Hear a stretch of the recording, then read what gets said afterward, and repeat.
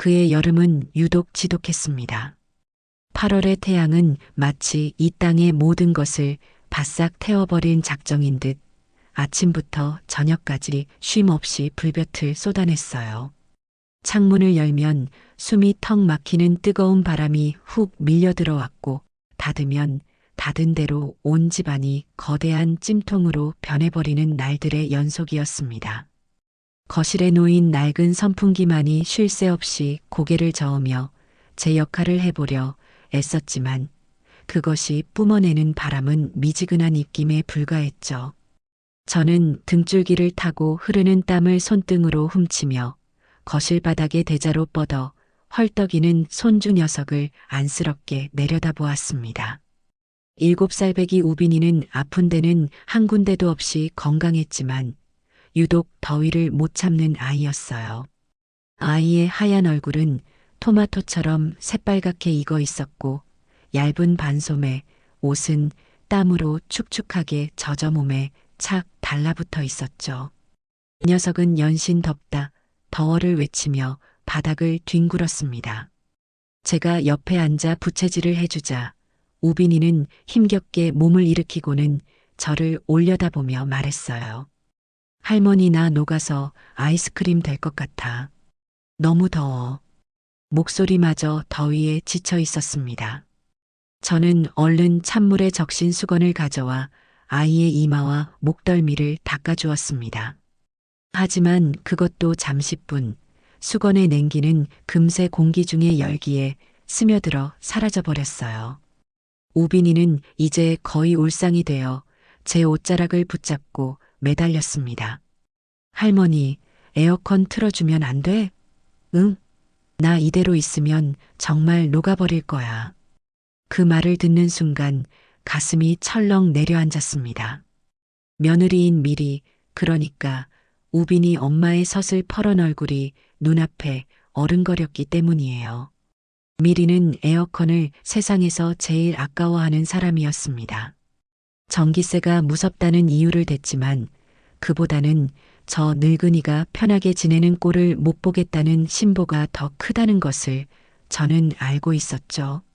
멀쩡한 아이에게 에어컨 바람을 쐬게 했다는 것을 알게 되는 날에는 무슨 끔찍한 소리를 듣게 될 집을 보듯 훤했습니다. 우빈아, 조금만 참자. 할머니가 시원한 수박 꺼내줄게. 응? 저는 애써 아이를 달래보려 했지만 소용없었습니다. 우빈이는 고개를 좌우로 흔들며 아이의 울음을 터뜨리기 시작했어요. 싫어. 수박도 더워. 덥단 말이야. 으앙. 할머니 미워. 아이가 서럽게 우는 모습을 보니 며느리에 대한 공포심도 잠시 잊게 되더군요. 제 아무리 무서운 며느리라 한들 눈앞에서 땀으로 목욕하며 고통스러워하는 손주보다 더 중요할 수는 없었습니다. 저는 결국 자리에서 일어났습니다. 그래, 딱 1시간만. 미리가 퇴근하기 전에 끄면 괜찮을 거야. 아이가 이렇게 힘들어하는데 이 정도는 할머니로서 해줄 수 있는 일 아니겠어요. 저는 벽에 걸린 에어컨 리모컨을 집어들었습니다. 제 평생 아들 내외의 허락 없이 에어컨을 켜보는 것은 처음 있는 일이었습니다. 잠시 망설이는 제 등 뒤로 우빈이의 울음 섞인 칭얼거림이 다시 들려왔고 저는 눈을 질끈 감고 전원 버튼을 눌렀습니다. 딱 1시간만이다. 그 이상은 안 돼. 윙하는 소리와 함께 에어컨 날개가 열리고 곧이어 제 얼굴 위로 기적처럼 시원한 바람이 쏟아져 내렸습니다. 아, 이게 얼마 만에 느껴보는 시원함인지. 끈적끈적하게 온몸을 감싸던 불쾌한 열기가 순식간에 씻겨나가는 기분이었습니다. 바닥에 엎드려 울던 우빈이도 울음을 뚝 그치고는 에어컨 바람이 나오는 쪽을 향해 신기한 듯 고개를 들었어요. 와, 시원하다. 아이는 언제 울었냐는 듯 벌떡 일어나 두 팔을 벌리고 거실을 뛰어다니기 시작했습니다. 땀으로 젖었던 머리카락이 보송보송하게 마르고 새빨갛게 익었던 얼굴에도 금세 제 색이 돌아왔어요. 저는 그 모습을 보며 안도의 한숨을 내쉬었습니다. 그래, 켜길 잘했어. 저렇게 좋아하는데. 우리는 그 1시간 동안 정말 즐겁게 놀았습니다. 우빈이는 시원해진 거실 바닥에서 블록으로 성을 쌓았고, 저는 옆에서 아이가 좋아하는 공룡 그림을 그려주었죠. 아이의 맑은 웃음소리가 집안에 가득 울려 퍼졌습니다. 그 순간만큼은 세상의 모든 시름을 잊을 수 있었어요. 하지만 벽시계의 시침이 며느리가 퇴근할 시간인 6시를 향해 조금씩 다가갈수록 제 마음속에는 불안감이 스멀스멀 피어오르기 시작했습니다. 우빈아, 이제 에어컨 끌 시간이야. 약속했지? 아, 왜 벌써? 조금만 더, 딱 10분만 더. 아이가 다시 떼를 쓰기 시작했지만 저는 단호하게 고개를 저었습니다. 더 이상은 위험했어요. 저는 아쉬워하는 아이를 달래며 에어컨 전원을 껐습니다. 시원했던 공기는 언제 그랬냐는 듯 다시 후텁지근한 열기로 채워지기 시작했죠. 저는 혹시나 남아있을지 모를 냉기를 없애기 위해 거실 창문까지 활짝 열어 환기를 시켰습니다. 완벽한 범죄를 꿈꾸는 사람처럼 저는 증거인멸에 최선을 다했습니다. 그로부터 약 30분 후 현관 도어록이 해제되는 소리가 들렸습니다. 비비비빅. 제 심장이 철렁 내려앉는 소리이기도 했습니다. 다녀왔습니다. 가시가 돋친 듯 날카로운 며느리 이미리의 목소리였습니다. 저는 아무렇지 않은 척 현관으로 나가 미리를 맞이했습니다. 그래, 어서 와라. 밖이 많이 덥지? 미리는 제 인사는 들은 척도 하지 않고 인상을 찌푸리며 집안 공기를 한번 킁킁 맞는 듯 했습니다. 그녀의 예민한 코는 아직 사라지지 않은 미세한 냉기를 감지한 모양이었어요. 그녀의 눈이 저를 향했습니다. 그 눈에는 의심의 빛이 가득했죠. 어머니, 혹시 에어컨 트셨어요? 아니, 안 틀었다. 저도 모르게 거짓말이 튀어나왔습니다. 하지만 그 순간 거실에서 놀던 우빈이가 갑자기 크게 기침을 했습니다. 콜록, 콜록. 마치 신호탄 같았어요. 미리의 눈이 매섭게 빛나며 기침하는 우빈이와 저를 번갈아 쏘아보았습니다. 방금 전까지 멀쩡하게 잘 놀던 아이였습니다. 하지만 갑자기 서늘한 곳에 있다가 더운 공기를 쐰 탓인지 아이의 목이 칼칼해진 모양이었어요. 미리는 그 기침 소리를 놓치지 않았습니다. 거짓말 마세요.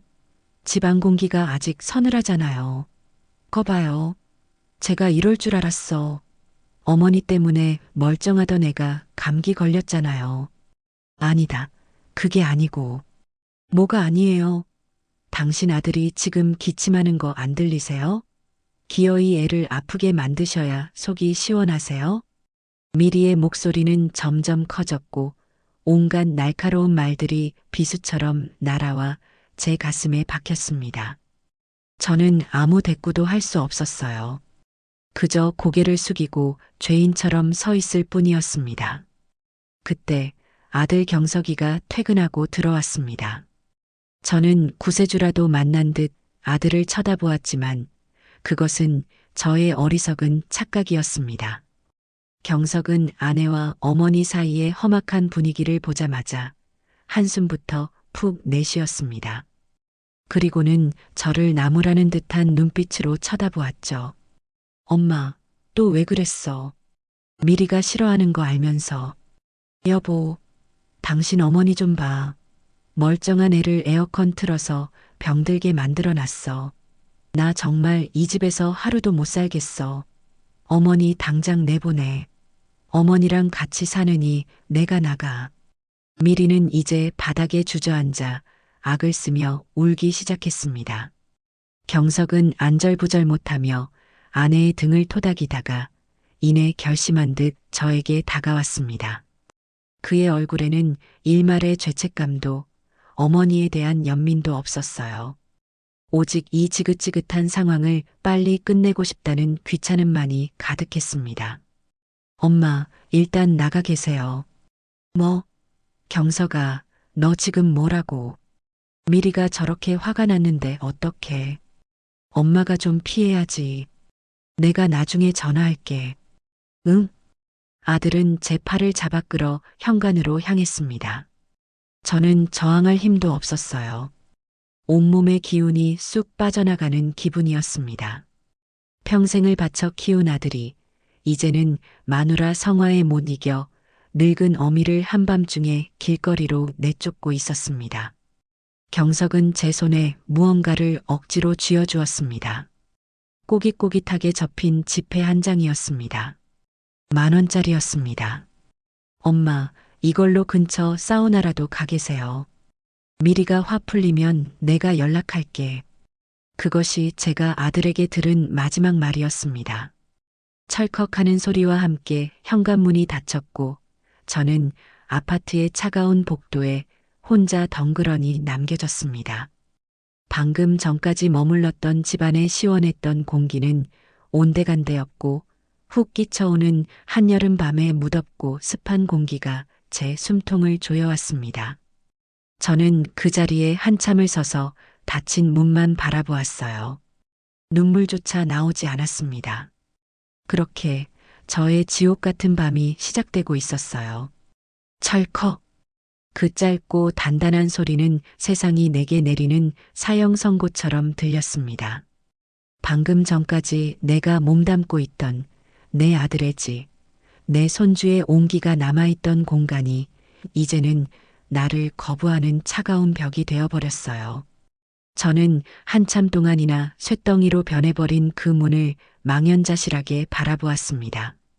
안에서 들려오는 며느리의 악쓰는 소리도 아들의 나지막한 변명도 손주의 울음소리도 이제는 다른 세상의 이야기처럼 아득하게만 느껴졌죠.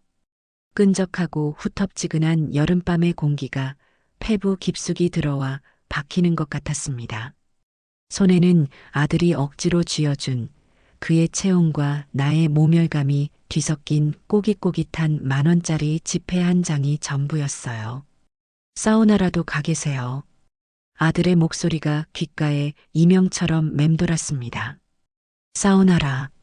늙은 어미를 한밤중에 내쫓으면서 주는 돈으로 갈 곳이 고작 사우나란 말인가. 헛웃음이 나왔지만 입술은 경련하듯 떨리기만 할 뿐 아무 소리도 내지 못했어요.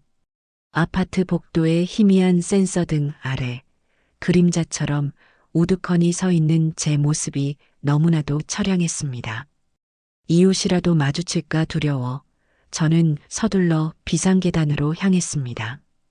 엘리베이터의 밝은 조명 아래 제 모습을 비출 용기가 나지 않았기 때문이에요. 한 계단, 한 계단 내려갈 때마다 무릎이 시큰거렸지만 그보다 더한 통증이 심장을 짓누르고 있었습니다. 평생을 오르내렸던 이 계단이 오늘따라 어찌나 이리도 멀고 낯선지. 아파트 단지를 벗어나자 도시의 소음이 저를 덮쳤습니다. 쌩쌩 달리는 자동차 소리, 멀리서 들려오는 술 취한 사람들의 고함, 가게에서 흘러나오는 요란한 음악 소리. 그 모든 것이 저와는 아무 상관없는 활기차고 잔인한 세상의 소음일 뿐이었습니다. 저는 정처 없이 걸었습니다. 어디로 가야 할지, 무엇을 해야 할지 아무런 생각도 나지 않았어요. 그저 이 끔찍한 현실로부터 한 발짝이라도 더 멀어지고 싶다는 본능만이 저를 움직이게 했습니다. 얼마나 걸었을까요? 발바닥에서는 불이 나는 것 같았고 온몸은 땀으로 질척였습니다. 제 발걸음이 멈춘 곳은 휘황찬란한 불빛과 수많은 인파로 북적이는 서울역 앞이었습니다. 집을 나온 지 몇 시간이 지났지만 밤의 열기는 조금도 식을 줄을 몰랐어요. 오히려 수많은 사람이 뿜어내는 열기와 아스팔트가 내뿜는 지열이 뒤섞여 이곳은 거대한 가마솥의 바닥과도 같았습니다. 저는 더 이상 걸을 힘도 없어 대합실 구석의 차가운 플라스틱 의자에 몸을 구겨 넣었습니다. 주변에는 저와 비슷한 처지의 사람들이 여럿 보였어요. 신문지를 이불 삼아 덮고 잠든 노인, 초점 없는 눈으로 허공을 응시하는 젊은이, 커다란 짐 보따리를 껴안고 불안하게 주위를 살피는 아주머니. 그들 모두에게는 각자의 기구한 사연이 있겠지요. 불과 몇 시간 전까지만 해도 저는 저들을 그저 불쌍한 사람들이라 여기며 무심히 지나쳤습니다. 하지만 이제 저 역시 그들과 똑같은 존재가 되어버렸습니다. 평생을 성실하게 남에게 손가락질 받지 않으려 아등바등 살아온 결과가 고작 이것이라니. 허탈함과 분노가 치밀어 올랐지만 이제 와서 누구를 탓하겠어요. 모든 것이 제 팔자 속안인 것을요. 저는 땀으로 축축한 손에 꽉 쥐고 있던 10,000원짜리 지폐를 펴보았습니다. 아들의 마지막 양심이자 나에 대한 마지막 모욕. 이 돈으로 무엇을 할 수 있을까? 따뜻한 국밥 한 그릇을 사 먹을까? 아니면 정말 아들의 말대로 하룻밤 낯선 이들과 몸을 섞으며 사우나에서 잠을 청해야 할까? 이런저런 생각을 하며 잠시 눈을 붙이려 했을 때였습니다. 술에 취한 듯 비틀거리는 거구의 남자가 제 옆을 스치듯 지나가며 저를 거칠게 밀쳤습니다. 아이쿠. 저는 의자에서 떨어질 뻔한 몸을 간신히 추슬렀습니다. 남자는 미안하다는 말 한마디 없이 인상을 찌푸리며 인파 속으로 사라져버렸죠. 기분이 불쾌했지만 시비를 걸 용기는 없었습니다. 그저 옷을 털고 다시 자리에 앉으려는데 무언가 허전한 느낌이 들었어요. 아, 돈. 손에 쥐고 있던 10,000원짜리 지폐가 보이지 않았습니다. 제가 놀라 주변을 두리번거리며 바닥을 살폈지만 그 어디에도 꼬깃꼬깃한 제 마지막 희망은 보이지 않았어요. 그 남자가 부딪히는 순간 소매치기를 한 것일까? 아니면 놀라는 순간 저도 모르게 떨어뜨린 것일까? 알 수 없었습니다. 확실한 것은 이제 저에게는 단돈 10원 한 푼도 남아있지 않다는 사실뿐이었죠. 저는 그 자리에 얼어붙은 듯 망연자실하게 앉아 있었습니다. 세상이 저를 완전히 버렸다는 생각에 눈앞이 캄캄해졌습니다. 그렇게 저의 첫 번째 노숙이 시작되었습니다. 밤이 깊어지자 역사의 불빛 일부가 꺼지고 청소부 아주머니들이 돌아다니며 의자에 누워있는 사람들을 깨우기 시작했습니다. 저는 쫓겨나듯 대합실을 나와 역사 앞 광장의 차가운 시멘트 바닥에 신문지 한 장을 깔고 몸을 웅크렸습니다. 한여름 밤이었지만 맨바닥에서 올라오는 냉기는 뼛속까지 스며드는 듯 했어요. 모기들은 굶주린 하이에나처럼 쉴 새 없이 달려들어 온몸을 물어뜯었습니다. 저는 잠을 이룰 수가 없었습니다. 두려움과 서러움 그리고 배고픔에 밤새도록 뒤척여야 했죠. 다음 날 아침 눈을 떴을 때 가장 먼저 저를 반긴 것은 어김없이 내리쬐는 폭염과 지독한 허기였습니다. 어제 저녁부터 아무것도 먹지 못했으니 위장이 쓰려오기 시작했어요. 저는 비틀거리는 몸을 이끌고 공중 화장실로 가 수돗물로 배를 채웠습니다. 거울에 비친 제 모습은 영락없는 늙고 초라한 노숙자였습니다. 며칠 감지 못한 머리는 기름져 떡이 져 있었고 얼굴은 땀과 먼지로 얼룩져 있었죠. 옷에서는 퀴퀴한 냄새가 풍겼습니다. 지나가는 사람들은 저를 벌레 보듯 힐끗거리며 피했습니다. 그들의 경멸 어린 시선은 칼날이 되어 제 심장을 후벼 팠습니다. 저는 무작정 걸었습니다. 그늘 한 점 없는 아스팔트 위를 하염없이 걸었어요. 빌딩에서 뿜어져 나오는 에어컨 실외기의 뜨거운 바람이 얼굴을 훅 덮칠 때면 어제 저녁까지 제가 있던 시원한 집 안이 떠올라 울컥 눈물이 쏟아질 것 같았습니다. 배고픔과 더위에 시달리다 보니 길가의 음식점 간판만 봐도 헛것이 보일 지경이었어요. 진열장에 놓인 먹음직스러운 빵, 김이 모락모락 나는 찐만두, 시원한 냉면 그릇. 그 모든 것이 저를 조롱하는 신기루처럼 보였습니다. 어디선가 들은 기억이 났습니다. 가난하고 배고픈 사람들에게 공짜로 밥을 나눠주는 곳이 있다고. 저는 지푸라기라도 잡는 심정으로 지나가는 사람에게 물어물어 그곳을 찾아 나섰습니다. 몇 시간을 헤맨 끝에 저는 허름한 골목 안쪽에 길게 늘어선 줄을 발견할 수 있었어요. 바로 무료급식소였습니다. 줄의 맨 끝에는 저처럼 남루한 행색의 노인들과 노숙자들이 가득했습니다. 모두가 지치고 절망적인 표정으로 그저 한 끼의 식사를 위해 땡볕 아래 묵묵히 서 있었죠. 저도 그 줄의 맨 끝에 섰습니다. 기다리는 한 시간은 마치 1년처럼 길게 느껴졌어요. 뜨거운 햇살이 정수리를 그대로 내리쬐는 것 같았고 현기증이 나 몇 번이나 주저앉을 뻔했습니다. 마침내 제 차례가 되어 식판을 받아들었을 때 저는 거의 울음을 터뜨릴 뻔했어요.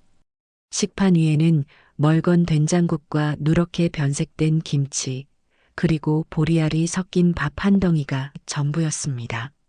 하지만 지금 저에게는 세상 그 어떤 진수성찬보다도 귀한 음식이었습니다.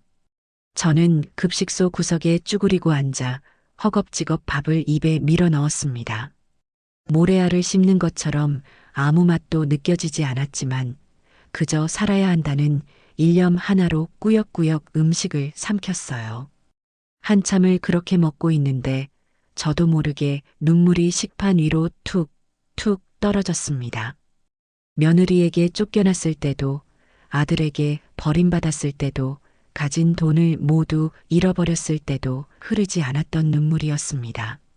하지만 이 멀건 국 한 그릇 앞에서 저의 마지막 자존심마저 완전히 무너져 내리고 만 것이죠. 서러움과 안도감, 비참함과 안쓰러움이 뒤섞인 뜨거운 눈물이었습니다. 저는 소리 죽여 울며 아스팔트 지옥에서의 첫 끼니를 그렇게 마쳤습니다. 그날 이후 무료급식소는 저의 유일한 희망이자 생명줄이 되었습니다. 저는 매일 정오가 되면 어김없이 그곳을 찾아가 한 끼의 식사로 허기를 채웠어요.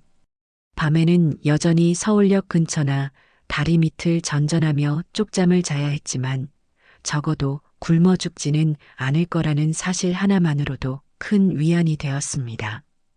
그렇게 며칠이 지나자 저는 그곳의 단골 손님이 되어버렸습니다. 매일 같은 장소에서 같은 사람들을 마주하다 보니 자연스레 급식소의 풍경이 눈에 들어오기 시작했어요. 저에게 이곳은 단순히 밥을 얻어먹는 곳을 넘어 하루 중 가장 오랜 시간을 보내는 공간이었습니다. 처음에는 그저 멍하니 앉아 밥만 먹고 돌아갔지만 시간이 지나면서 주방 안쪽의 분주한 모습들이 눈에 밟히기 시작했습니다. 주방에서 일하는 사람들은 대부분 저와 나이가 비슷한 아주머니 봉사자들이었어요. 모두가 좋은 마음으로 땀 흘려 일하고 있었지만 평생을 주방에서 살아온 제 눈에는 안타까운 점들이 한두 가지가 아니었습니다. 야채를 다듬는 손길은 너무나도 비효율적이었습니다. 멀쩡히 먹을 수 있는 부분을 너무 많이 잘라내 버리거나 무채를 썰어도 그 굵기가 제각각이라 볼품이 없었죠. 양념을 하는 모습은 더 가관이었습니다. 그저 커다란 통에 고춧가루와 소금, 간장을 들이붓고 되는 대로 버무리는 수준이었어요. 그러니 매일 나오는 반찬이 맛이 없을 수밖에요. 국은 또 어떻고요. 그저 맹물에 된장만 푼 듯 아무런 깊은 맛도 느껴지지 않았습니다. 아이고, 저 물을 저렇게 썰면 어떡하나. 저렇게 말고 칼을 비스듬히 눕혀서 썰어야 식감이 좋은데. 된장만 풀 게 아니라 멸치라도 몇 마리 넣고 푹 끓여내면 국물 맛이 훨씬 살아날 텐데. 저도 모르게 속으로 계속 훈수를 두고 있었습니다. 제 손이 근질거렸어요. 당장이라도 달려가서 이렇게 하는 거라고 이게 더 맛있다고 알려주고 싶었지만 밥이나 얻어먹는 처지에 주제넘은 짓이라 생각하여 꾹 참았습니다. 하지만 한번 눈에 들어오기 시작한 주방의 모습은 제 머릿속을 떠나지 않았습니다. 그곳은 저에게 단순한 구호의 장소가 아니라 다시금 제 존재 가치를 증명하고 싶은 욕망을 불러일으키는 공간이 되어가고 있었죠. 그러던 어느 날이었습니다. 그날도 어김없이 배식을 기다리고 있는데 급식소 게시판에 작은 종이 한 장이 붙어 있는 것을 보았습니다. 가까이 다가가 보니 삐뚤빼뚤한 글씨로 이렇게 쓰여 있었어요. 주방 보조 구함 식사 제공, 무구. 그 짧은 문장이 제 심장을 뛰게 만들었습니다. 무구. 돈은 한 푼도 받을 수 없는 자리였습니다. 하지만 식사 제공이라는 네 글자가 제게는 그 어떤 월급보다도 더 큰 의미로 다가왔어요. 매일 땡볕 아래서 1시간 넘게 줄을 서지 않아도 밥을 먹을 수 있다는 것. 그리고 무엇보다 제가 그토록 다시 서고 싶었던 주방에서 일을 할 수 있다는 사실이 저를 끌어당겼습니다. 물론 망설임도 있었습니다. 늙고 병든 노숙자. 그런 저를 누가 받아줄까? 괜히 나섰다가 망신만 당하고 쫓겨나는 것은 아닐까? 하지만 이대로 매일같이 밥만 얻어먹으며 무기력하게 늙어가는 것은 더는 견딜 수 없었어요. 이것은 저에게 마지막 기회일지도 모릅니다. 잃어버린 제 인생을, 제 존엄성을 되찾을 수 있는 유일한 동아줄일지도 몰라요. 저는 결심했습니다. 배식이 모두 끝나고 사람들이 썰물처럼 빠져나간 뒤 저는 조심스럽게 주방 안으로 들어갔습니다. 주방은 전쟁터처럼 어수선했어요. 설거지통에는 식판이 산더미처럼 쌓여 있었고 바닥은 음식물 찌꺼기로 지저분했습니다. 봉사자들은 모두 지친 기색이 역력했죠. 저는 그 중에서 이곳의 책임자로 보이는 인상 좋은 아주머니에게 다가갔습니다. 그녀는 정숙 씨라고 불리는 급식소의 소장이었습니다. 저 소장님, 드릴 말씀이 있어서요. 제 목소리는 저도 모르게 기어들어가고 있었습니다. 정숙 씨는 저를 위아래로 한번 훑어보더니 귀찮다는 듯 물었어요. 무슨 일이신데요? 밥 더 달라는 거면 안 됩니다. 아닙니다. 그게 아니라 저기 붙은 구인 공고를 보고 왔습니다. 제 말에 정숙 씨의 눈이 동그래졌습니다. 그녀는 저의 남루한 행색을 다시 한번 훑어보더니 믿을 수 없다는 표정을 지었어요. 일하시겠다고요? 할머니 연세에 이런 험한 일이 괜찮으시겠어요? 돈도 안 나오는 자리인데. 괜찮습니다. 돈은 필요 없습니다. 그저 새끼 밥만 먹여주시면 됩니다. 저는 간절하게 말했습니다. 제 평생 누구에게 이렇게 간절하게 무언가를 부탁해 본 적이 있었나 싶었어요. 아들 장가 보낼 때 사돈댁에 잘 봐달라고 머리를 조아렸던 것 말고는 없었던 것 같습니다. 다른 건 몰라도 밥값은 꼭 하겠습니다. 음식 만드는 일이라면 젊었을 때부터 식당 일도 오래 했고 누구보다 잘할 수 있습니다. 제발 저에게 일할 기회를 한번 주십시오. 저의 간절한 눈빛에서 무언가를 읽은 것일까요? 정숙 씨는 한참 동안 저를 말없이 바라보더니 이내 깊은 한숨을 내쉬며 말했습니다.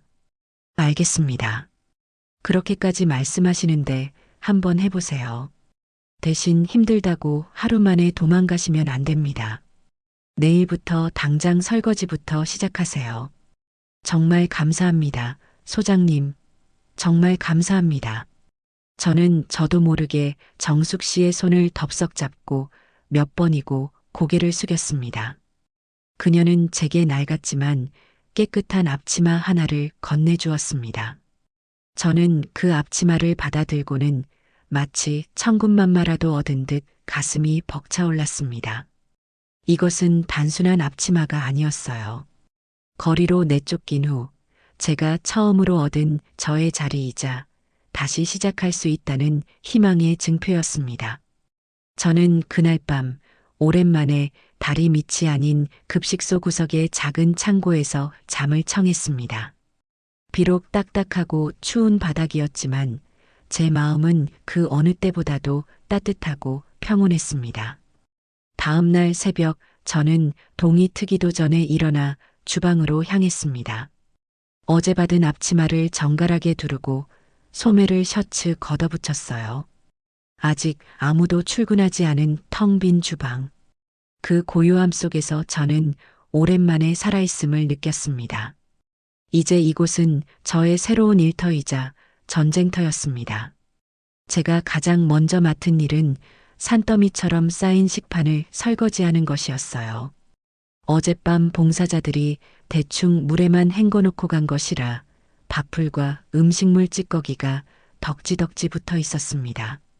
보통 사람이라면 시작도 하기 전에 질려버릴 양이었지만 저는 이상하게도 힘이 솟았습니다.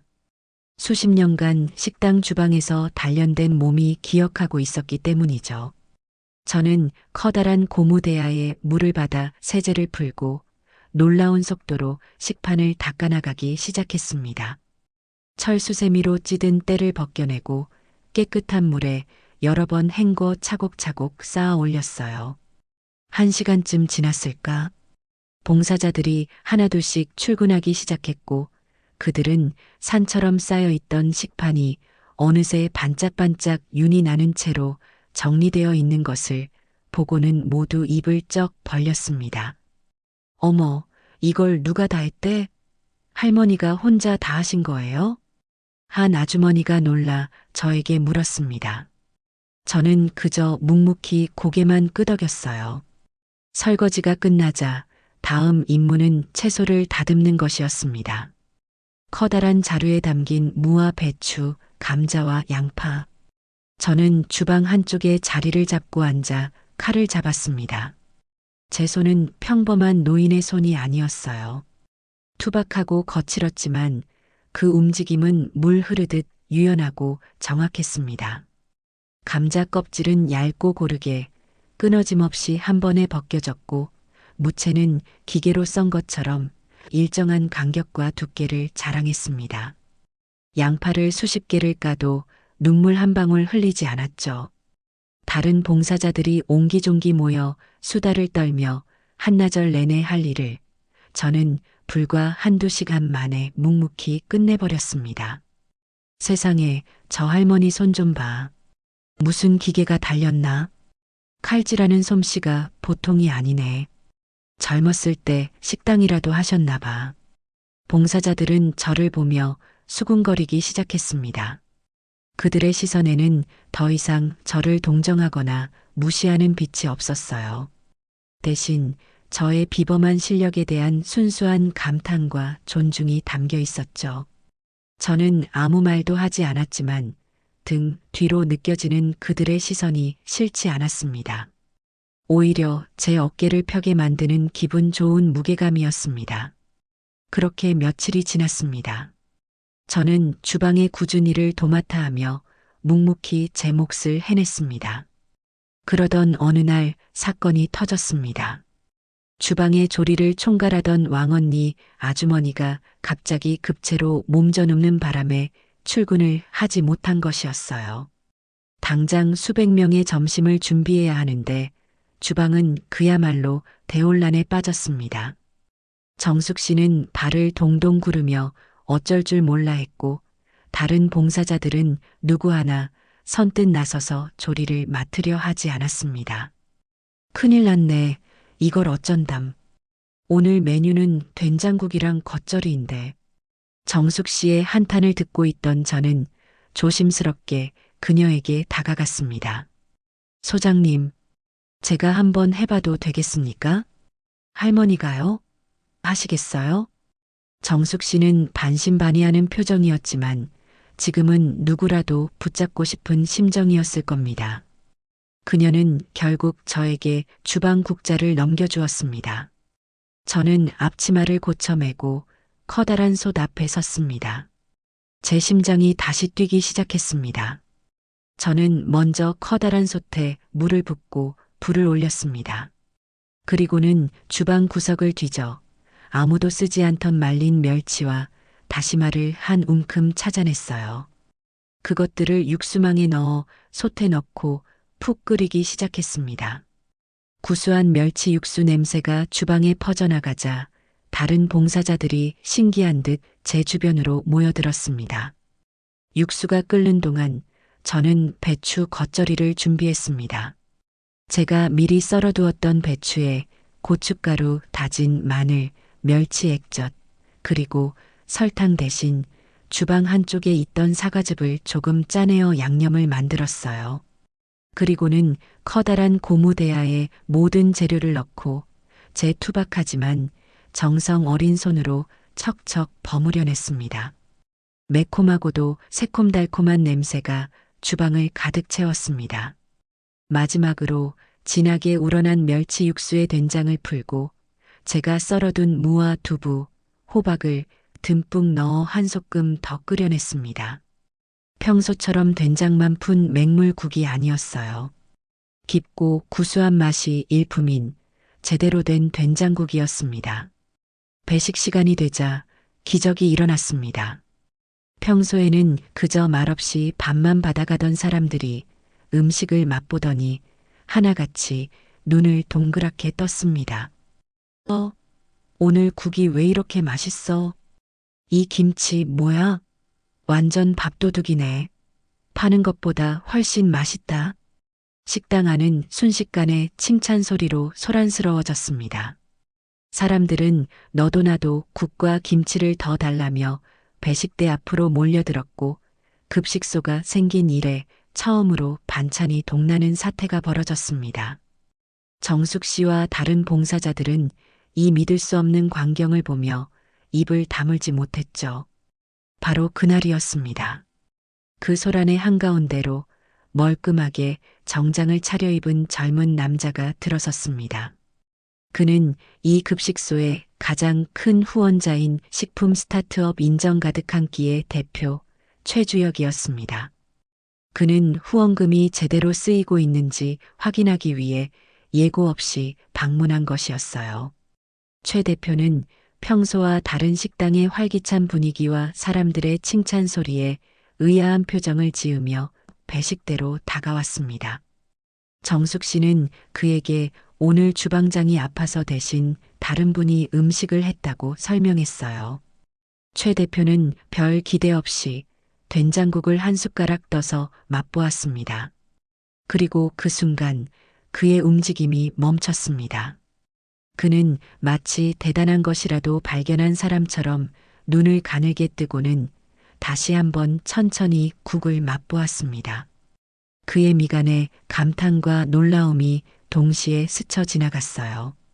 그는 곁에 있던 정숙 씨에게 나지막하지만 단호한 목소리로 물었습니다.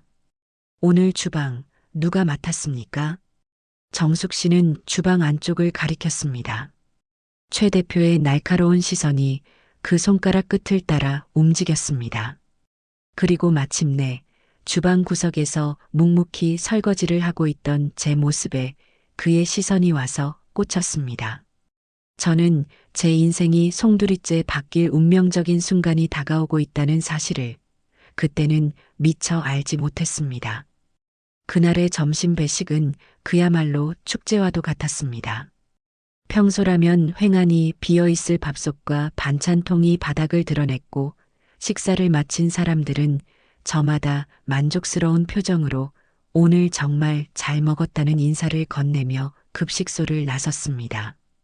언제나 고단함에 지쳐있던 정숙 씨와 다른 봉사자, 아주머니들의 얼굴에도 오랜만에 환한 웃음꽃이 피어났죠.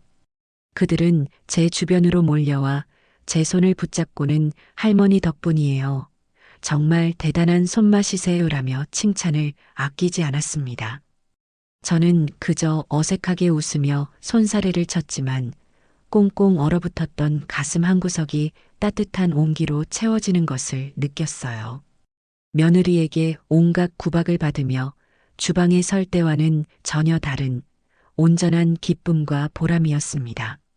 모든 소란이 끝나고 저는 다시 제자리로 돌아와 산더미처럼 쌓인 그릇들을 묵묵히 닦기 시작했습니다.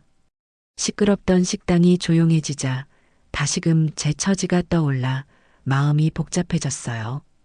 오늘 하루의 작은 성공이 과연 내일의 저를 보장해 줄 수 있을까?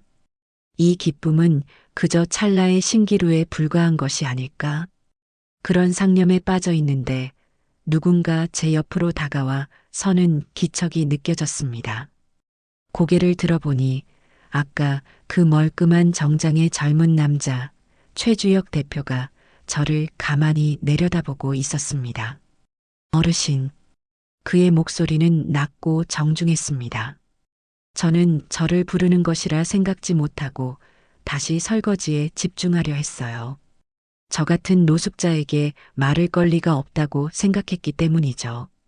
잠시 말씀 좀 나눌 수 있겠습니까? 김연자 어르신.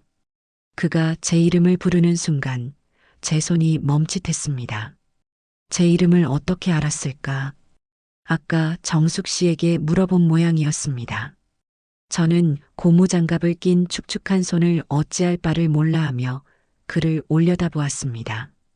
그의 눈빛에는 조금의 동정이나 가벼움도 없었어요.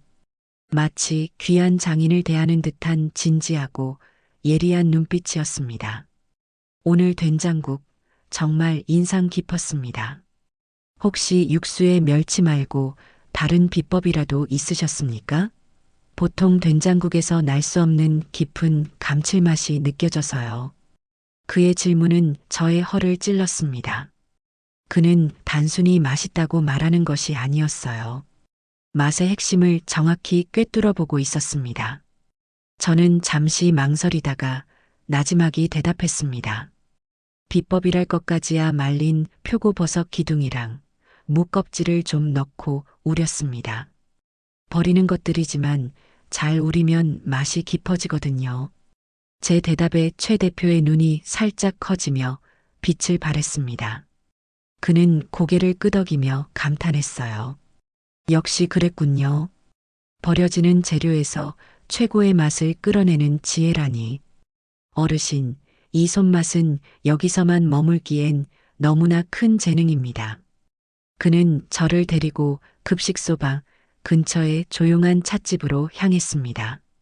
제가 이런 곳에 와본 것이 얼마만인지 어색해하는 저를 위해 그는 따뜻한 대추차 한 잔을 시켜주었어요. 향긋한 차 향기가 코끝을 맴돌자 긴장으로 굳어있던 몸이 조금은 풀리는 듯 했습니다. 최 대표는 맞은편에 앉아 차분하지만 열정적인 목소리로 자신의 이야기를 시작했습니다.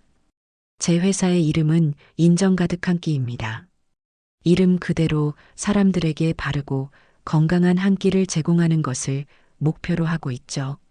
요즘 세상에는 빠르고 자극적인 음식들이 넘쳐나지만 저는 그럴수록 사람들이 진정으로 그리워하는 것은 집밥이라고 믿습니다. 어머니가 할머니가 해주시던 바로 그 맛. 첨가물이나 기교 없이 좋은 재료와 정성만으로 낸 깊은 맛말입니다. 그는 잠시 말을 멈추고 저를 진지하게 바라보았습니다.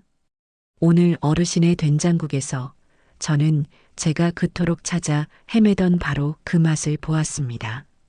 돌아가신 저희 할머니가 끓여주시던 된장국과 똑같은 맛이 났어요. 그건 단순한 레시피로 흉내낼 수 있는 맛이 아닙니다. 오랜 세월과 경험이 녹아든 그야말로 손맛 그 자체죠. 저는 그저 찻잔만 내려다보며 아무 말도 할 수 없었습니다. 그가 하려는 말이 무엇인지 짐작조차 가지 않았기 때문이에요. 어르신, 저희 회사와 함께 일하시죠. 그의 입에서 나온 말은 저의 예상을 완전히 뛰어넘는 것이었습니다. 저는 제 귀를 의심하며 고개를 들었어요. 네, 제가 무슨 일을? 저희 인정 가득한 끼에서 새로 출시할 프리미엄 한식 가정 간편식 라인의 제품 개발 고문이 되어 주십시오. 어르신의 손맛과 지혜를 저희 제품에 그대로 담아내고 싶습니다. 어르신께서 수십 년간 쌓아오신 모든 것을 이제는 세상 사람들에게 선보일 때입니다. 그의 제안은 너무나도 황당하게 들렸습니다. 길거리 노숙자에게 대뜸 회사 고문직을 제안하다니. 혹시 이 젊은이가 나를 상대로 무슨 사기를 치려는 것은 아닐까? 제 얼굴에 떠오른 의심을 읽은 듯 최 대표는 더욱 구체적인 조건을 제시하기 시작했습니다. 물론 정식 직원으로 채용하는 겁니다. 어르신의 경력과 실력에 걸맞은 최고의 대우를 해드릴 생각입니다. 4대 보험은 기본이고 연봉은 우선 초봉으로 5천만 원을 생각하고 있습니다. 그리고 당장 지내실 곳이 마땅치 않으실 테니 회사에서 깨끗한 오피스텔도 하나 마련해 드리겠습니다. 연봉 5천만 원, 그리고 오피스텔. 제 평생 만져본 적도 살아본 적도 없는 세상의 이야기였습니다. 저는 너무나도 비현실적인 제안에 오히려 헛웃음이 나왔습니다. 대표님, 저를 뭘로 보시고 그런 제안을 하시는 겁니까? 저는 그저 길거리에서 밥이나 얻어먹는 늙은이일 뿐입니다. 저 같은 사람을 어떻게 믿고, 제가 믿는 것은 어르신의 처지가 아니라 어르신의 손맛과 그 안에 담긴 진정성입니다. 저는 사람 보는 눈은 꽤 정확한 편입니다. 어르신은 절대로 평범한 분이 아니세요. 그의 눈빛은 흔들림 없이 단호했습니다. 그의 진심이 조금씩 제 마음에 파고들기 시작했어요. 하지만 수십 년간 세상에 치이고 가장 믿었던 아들에게마저 버림받은 제가 어찌 낯선 젊은이의 호의를 섣불리 믿을 수 있겠어요. 저는 결국 고개를 저었습니다. 과분한 제안이지만 저는 받아들일 수 없습니다. 제 거절에도 최 대표는 실망한 기색 없이 자신의 지갑에서 카드키 하나와 작은 휴대폰 하나를 꺼내 테이블 위에 올려놓았습니다.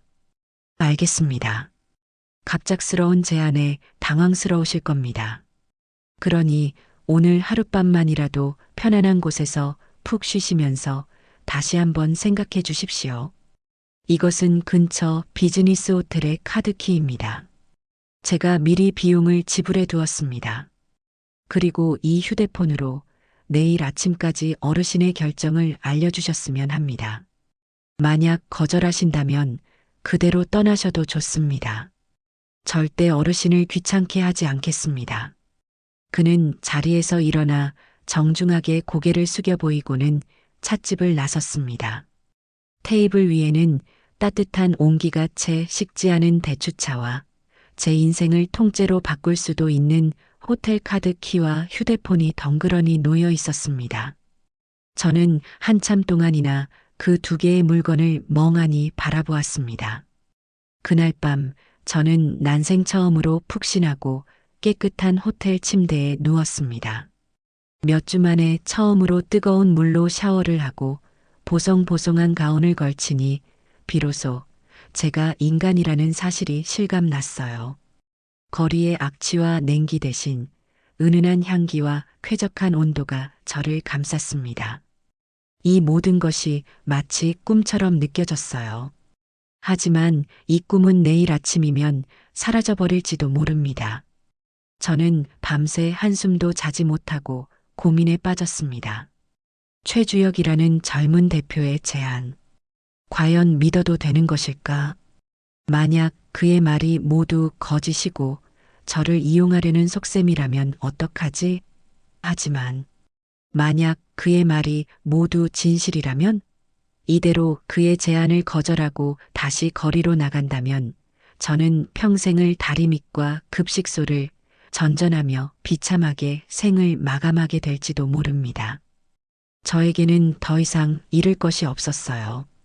바닥까지 떨어진 인생, 여기서 더 나빠질 것이 무엇이 있겠어요.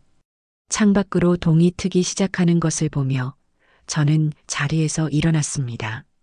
그리고 거울 앞에 섰어요. 거울 속에는 낯선 노파가 저를 바라보고 있었습니다. 머리는 희끗희끗하고 얼굴에는 깊은 주름이 가득했지만 그 눈빛만은 아직 죽지 않았다고 제 스스로에게 말해주고 싶었습니다. 저는 제 투박하고 거친 두 손을 내려다보았습니다.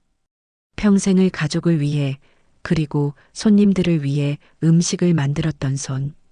아들과 며느리에게는 구박만 받던 이 손이 누군가에게는 재능이고 가치가 될 수 있다니.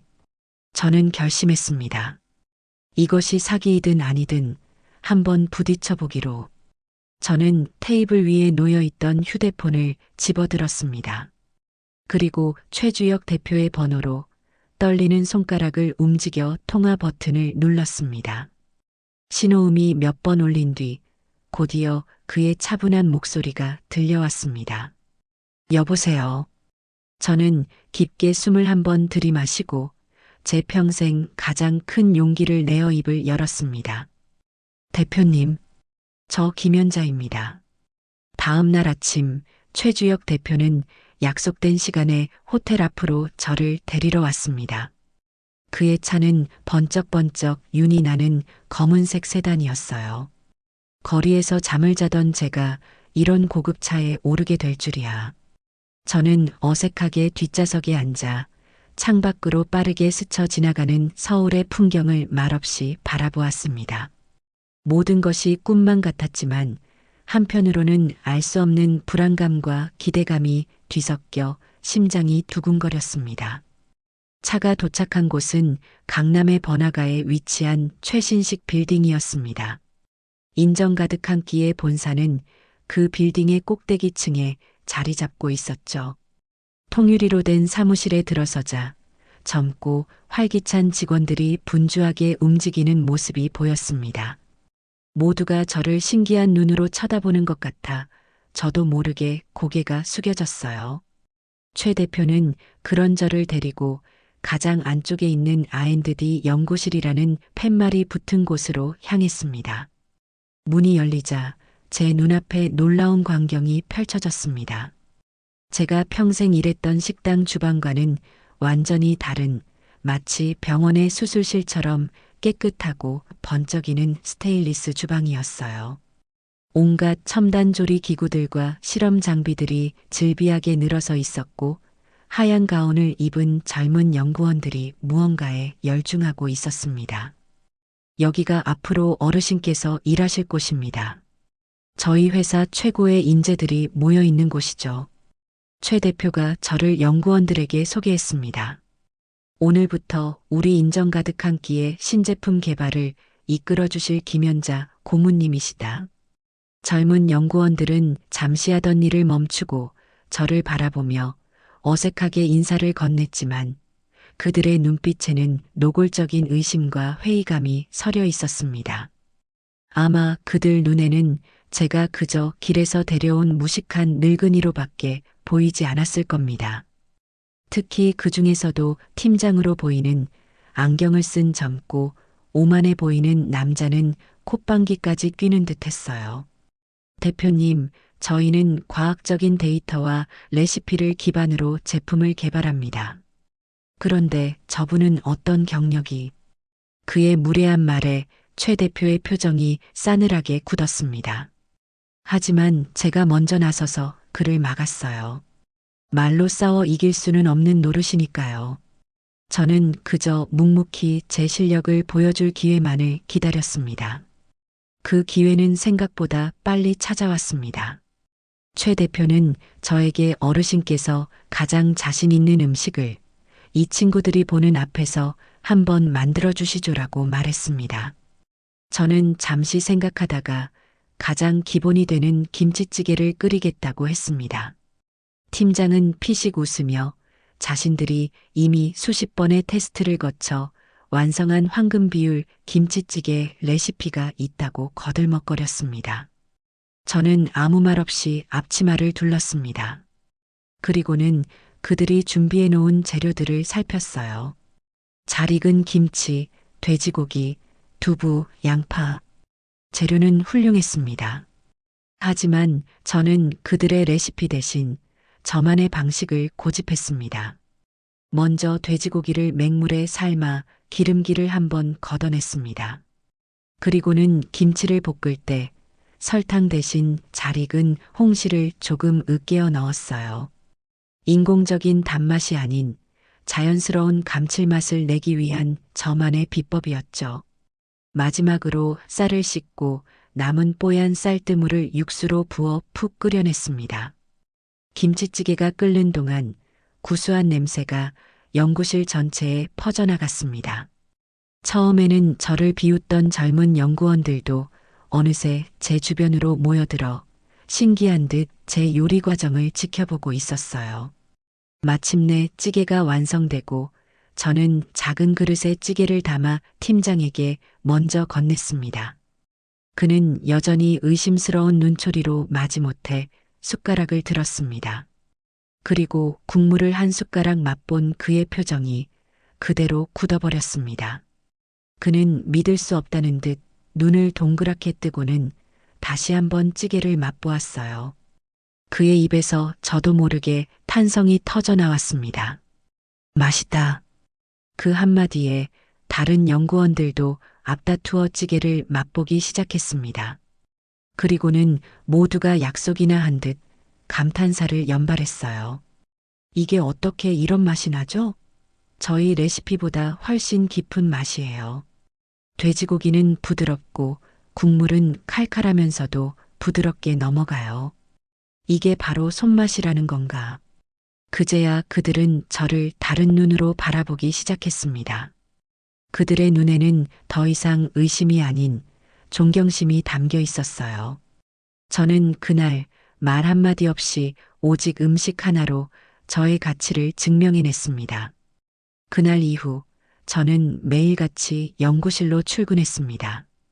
제 머릿속에 있던 수십 가지의 레시피들을 하나씩 꺼내놓기 시작했어요. 저는 젊은 연구원들에게 음식의 원리와 재료의 궁합을 가르쳐 주었고, 그들은 저의 노하우를 과학적인 데이터로 변환하여 표준화된 레시피를 만들어 나갔습니다. 우리는 세대 차이를 넘어 오직 맛있는 음식이라는 공동의 목표를 향해 함께 나아갔습니다. 한 달 후, 저는 제 이름으로 된 첫 월급을 받았습니다. 최 대표는 저를 데리고 은행에 가 제 명의로 된 통장을 만들어 주었어요. 통장에 찍힌 액수를 확인하는 순간 저는 제 눈을 의심했습니다. 제 평생 만져본 적 없는 큰 돈이었습니다. 저는 그 통장을 부들부들 떨리는 손으로 감싸쥐고 한참을 바라보았습니다. 이것은 그저 돈이 아니었어요. 제가 제 능력으로 당당하게 벌어낸 제 인생의 새로운 시작을 알리는 증표였습니다. 저는 그 돈으로 가장 먼저 저만의 집을 구했습니다. 최 대표가 소개해준 부동산을 통해 햇살이 잘 드는 깨끗한 원룸 오피스텔을 월세로 계약했어요. 비록 작고 낡은 곳이었지만 그곳은 온전히 저만의 공간이었습니다. 저는 새로 산 냄비와 그릇으로 저 자신을 위한 첫 번째 밥상을 차렸습니다. 따뜻한 밥과 제가 끓인 된장국. 소박한 밥상이었지만 눈물이 날 만큼 맛있었습니다. 내 집에서 내 손으로 나를 위해 차린 밥을 먹는다는 것이 이토록 행복한 일인 줄 예전에는 미처 몰랐습니다. 그렇게 저의 새로운 삶이 안정을 찾아갈 무렵이었습니다. 어느 날 저녁 낯선 번호로 전화 한 통이 걸려왔습니다. 무심코 전화를 받았는데 수화기 너머로 너무나도 익숙한, 그러나 이제는 듣고 싶지 않은 목소리가 들려왔습니다. 아들 경석이었습니다. 엄마, 나 경석이야. 엄마 맞아? 어떻게 제 번호를 알았는지 친척 중 누군가가 알려준 모양이었습니다. 그의 목소리는 놀라움으로 가득 차 있었어요. 아마 길거리에서 죽었을 거라 생각했던 늙은 어미가 멀쩡히 살아 전화를 받는다는 사실이 믿기지 않았을 겁니다. 그래, 나다. 무슨 일이냐? 제 목소리는 차갑게 나갔습니다. 하지만 아들은 제 냉랭한 반응은 아랑곳하지 않고 다짜고짜 본론을 꺼냈습니다. 엄마, 정말이야? 강남에 있는 큰 회사에 다닌다며? 돈도 많이 번다면서? 그래서, 아니, 다행이다 싶어서 그렇지. 사실은 말이야. 요즘 돈이 좀 부족해서 엄마가 이제 돈 좀 버니까 우리 좀 도와줘야 하지 않겠어? 저는 기가 막혀서 아무 말도 할 수가 없었습니다. 한여름 밤에 저를 매몰차게 내쫓을 때는 언제고, 이제 와서 돈이 필요하니 도와달라니. 그의 목소리에는 일말의 미안함이나 죄책감도 없었어요. 오직 뻔뻔하고 이기적인 탐욕만이 가득했습니다. 집도 더 넓은 데로 옮겨야 하는데 엄마가 5천만 원만 좀 보태줘. 응? 엄마도 아들 며느리 잘 사는 모습 봐야 좋잖아. 그 말을 듣는 순간 제 머릿속에서 무언가 툭 하고 끊어지는 소리가 났습니다. 그동안 억눌러왔던 분노와 배신감이 한꺼번에 폭발할 것 같았어요. 저는 이를 악물고 제 안의 화를 억누르며 나지막이 말했습니다. 꿈 깨라. 그리고는 더 이상 아무 대꾸도 없이 전화를 끊어버렸습니다. 수화기를 내려놓은 제 손이 부들부들 떨리고 있었어요. 그날 밤 저는 다시 잠을 이루지 못했습니다. 아들의 그 뻔뻔한 목소리가 제 귓가를 떠나지 않았습니다. 이제 막 찾은 저의 작은 평화와 행복을 그들이 또다시 짓밟으려 하고 있었습니다. 안 돼. 더 이상은 당하고만 있지 않을 거야. 그들에게 반드시 죗값을 치르게 하리라. 복수라는 차가운 불꽃이 제 마음속에서 조용히, 그러나 그 어느 때보다도 뜨겁게 타오르기 시작했습니다. 아들과의 통화 이후 제 삶의 목표는 명확해졌습니다. 첫째는 인정 가득한 끼에서 저의 모든 것을 쏟아부어 성공하는 것, 그리고 둘째는 그 성공을 바탕으로 아들 내외에게 가장 처절하고 완벽한 복수를 선사하는 것이었죠. 제 마음속에 타오르기 시작한 복수심은 저를 더욱 강하게 만들었습니다. 저는 밤낮을 가리지 않고 신제품 개발에 몰두했습니다. 몇 달간의 노력 끝에 마침내 저의 모든 노하우가 집약된 프리미엄 한식 가정간 편식 브랜드 어머니의 손맛이 세상에 첫 선을 보였습니다. 메뉴는 김치찌개, 된장찌개, 그리고 소갈비찜. 가장 기본적이지만 그렇기에 가장 만들기 어려운 음식들이었죠. 최 대표는 제 스토리를 마케팅에 적극적으로 활용했습니다. 한평생 가족을 위해 헌신한 어머니의 손맛을 그대로 담았습니다. 라는 광고 문구는 소비자들의 마음을 움직였습니다. 어머니의 손맛은 출시되자마자 그야말로 대박을 터뜨렸습니다. 온라인 판매를 시작한 지 하루 만에 준비된 물량이 모두 동이 났고 각종 인터넷 커뮤니티와 SNS에는 제품에 대한 찬사가 쏟아졌어요. 이거 진짜 미쳤다. 그냥 식당에서 파는 김치찌개랑 차원이 다름. 진짜 우리 엄마가 끓여준 그 맛임. 조미료 맛 하나도 안 나고 너무 깔끔해요. 바쁜데 집밥 먹고 싶을 때 최고일 듯. 소갈비찜은 정말 명절에 할머니 댁 가서 먹던 그 맛이랑 똑같아서 먹다가 눈물 날 뻔했어요. 비싸도 계속 사 먹을 겁니다. 입소문은 무서운 속도로 퍼져나갔고 어머니의 손맛은 순식간에 프리미엄 간편식 시장의 최강자로 떠올랐습니다. 회사의 주가는 연일 치솟았고 인정 가득한 끼는 중소기업에서 단숨에 업계의 주목을 받는 유망 기업으로 성장했죠. 그리고 그 중심에는 바로 제가 있었습니다. 저는 더 이상 길거리의 초라한 노숙자나 급식소의 무급 봉사자가 아니었습니다. 언론에서는 저를 손맛 하나로 인생 역전에 성공한 신화적인 인물로 조명하기 시작했습니다. 각종 잡지와 방송에서 인터뷰 요청이 쇄도했고 저는 김연자 회장님이라는 새로운 이름으로 불리게 되었습니다. 최 대표는 이제 저를 단순한 직원이 아닌 회사의 가장 중요한 파트너로 대우해 주었습니다.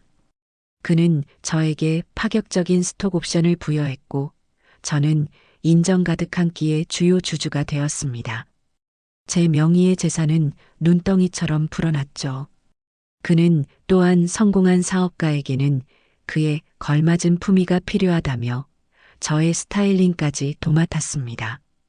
회장님, 이제는 옷차림에도 신경을 쓰셔야 합니다.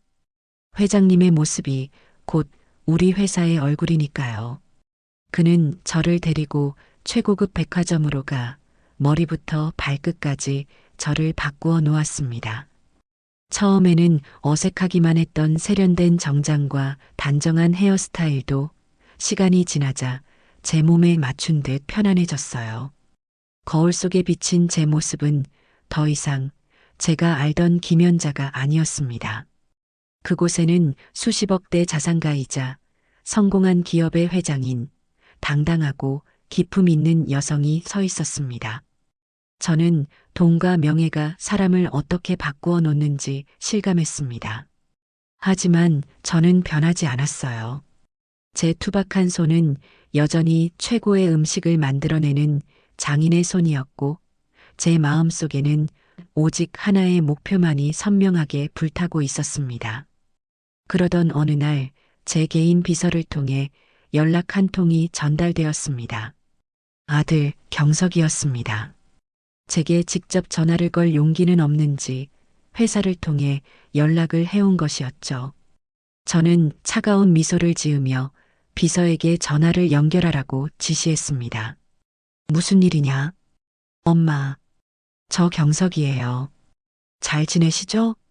수화기 너머로 들려오는 아들의 목소리는 지난번과는 사뭇 달랐습니다.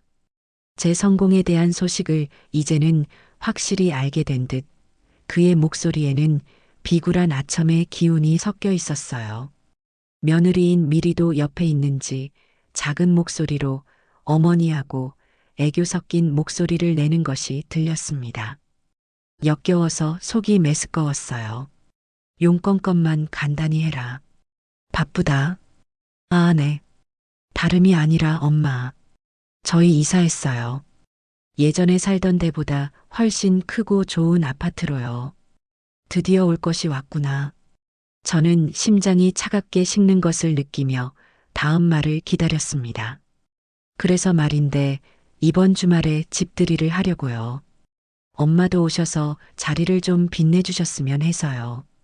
엄마가 이제 이렇게 유명하고 대단한 분이신데 저희 집들이에 오시면 저희 체면도 좀 서고 좋잖아요. 그들의 속셈은 너무나도 뻔했습니다. 저의 성공을 자신들의 과시용으로 이용하고 집들이 선물이라는 명목으로 거액의 돈을 뜯어내려는 것이었죠. 그리고 엄마 오실 때 두둑하게 준비해 오시는 거 잊지 마세요. 아시죠? 며느리 이미리가 전화기를 빼앗아 들고는 노골적으로 돈을 요구했습니다. 그 뻔뻔하고 탐욕스러운 목소리를 듣는 순간 제 마음속의 마지막 망설임이 사라졌습니다. 저는 가장 상냥하고 인자한 목소리를 꾸며내어 대답했습니다. 오냐 가야지. 내 아들 며느리가 좋은 집으로 이사했다는데 이 어미가 당연히 가야지. 걱정 마라. 선물도 아주 두둑하게 준비해 갈 테니. 제 대답에 전화기 너머의 두 사람은 신이 나서 어쩔 줄을 몰라 했습니다. 저는 그들의 기쁨에 찬 목소리를 들으며 조용히 전화를 끊었습니다. 그리고는 곧바로 최 대표와 회사의 법무팀장을 제 사무실로 호출했습니다. 제 앞에 나란히 선 두 사람을 보며 저는 차갑게 입을 열었습니다. 이번 주말 제 아들 내외가 집들이를 한다고 합니다. 법무팀장이 제 의도를 즉시 파악하고 물었습니다. 회장님, 드디어 때가 된 것입니까? 네. 이제 그들에게 죗값을 물을 때가 왔습니다. 계획을 시작하도록 하죠. 저의 말에 최 대표와 법무팀장의 얼굴에 비장한 미소가 떠올랐습니다. 우리는 그날 밤 그들의 화려한 집들이를 가장 비참한 심판의 장으로 만들기 위한 완벽한 복수 계획을 세웠습니다. 첫째, 제가 아들에게 주었던 아파트 전세금 2억 원에 대한 부당이득, 반환 청구 소송 소장을 준비한다. 둘째, 집들이 음식은 선물이라는 명목으로 우리 회사 어머니의 손맛에 최고급 케이터링 서비스로 제공하여 그들을 방심하게 만든다. 셋째, 집들이 현장에서 모든 손님들이 보는 앞에서 나의 과거와 그들의 만행을 담은 영상을 폭로한다. 마지막으로 그 자리에서 소장과 함께 수천만 원에 달하는 케이터링 비용 청구서를 전달하여 그들을 사회적으로나 경제적으로나 완벽하게 매장시킨다. 모든 계획이 완성되자 저는 창밖으로 펼쳐진 서울의 야경을 내려다보았습니다. 저를 내쫓았던 바로 그 도시가 이제는 제 발 아래에 있었습니다. 저는 나지막이 움츠렸습니다. 경서가, 미리야. 너희가 그토록 원하던 돈, 내가 아주 원 없이 뿌려주마. 너희 인생에서 가장 화려하고 그리고 가장 비참한 파티를 시작해보자꾸나. 차가운 복수심이 한여름 밤의 열기보다도 더 뜨겁게 제 온몸을 휘감고 있었습니다. 그날 아침 저는 동이 트기도 전에 눈을 떴습니다. 수십억짜리 아파트의 푹신한 침대 위였지만 지난 몇 달간 잠 못 이루며 뒤척이던 밤들과는 다른 차갑고도 맑은 정신이 제 온몸을 감싸고 있었어요. 오늘은 심판의 날이었습니다. 저는 욕실로 들어가 거울 앞에 섰습니다. 거울 속에는 더 이상 두려움에 떨던 늙고 초라한 노파는 없었습니다. 그곳에는 차가운 분노와 강철 같은 결의로 다져진 인정 가득한 끼의 회장 김연자가 서 있었죠. 저는 제 비서가 며칠 전 최고급 양장점에서 맞춰온 옷으로 갈아입었습니다. 몸을 부드럽게 감싸는 실크 블라우스와 단정하면서도 위엄이 느껴지는 검은색 정장. 이것은 단순한 옷이 아니었어요. 오늘 제가 입고 나갈 갑옷이자 제 자신을 지켜줄 최후의 방패였습니다. 모든 준비를 마치고 거실로 나가자 최주혁 대표와 법무팀장인 박 변호사가 저를 기다리고 있었습니다. 그들의 얼굴에도 비장한 긴장감이 감돌았어요. 회장님, 준비되셨습니까? 최 대표의 물음에 저는 말없이 고개를 끄덕였습니다. 박 변호사가 서류 가방을 열어 두툼한 서류철 2개를 보여주었습니다. 하나는 부당이득 반환 청구 소장이었고 다른 하나는 케이터링 비용 청구서였습니다. 그 서류들이 오늘 제 복수를 완성시켜줄 가장 날카로운 칼이 될 것이었습니다.